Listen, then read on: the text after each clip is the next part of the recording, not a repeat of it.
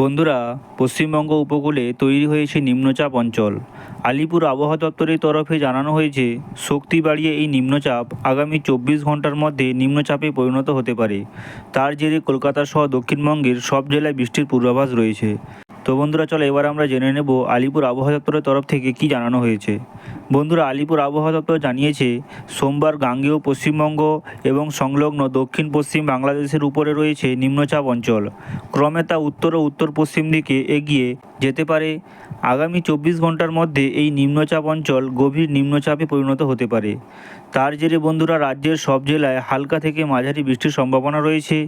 কোনো কোনো জেলায় ভারী থেকে অতি ভারী বৃষ্টি হতে পারে। অন্যদিকে বন্ধুরা, মঙ্গলবার দক্ষিণবঙ্গের সব জেলায় বৃষ্টির জন্য হলুদ সতর্কতা জারি করা হয়েছে।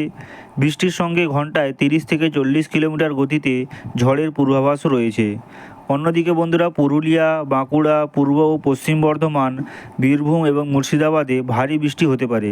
বুধবারও কলকাতা সহ দক্ষিণের সব জেলায় ঝড় বৃষ্টির জন্য সতর্কতা জারি করা হয়েছে।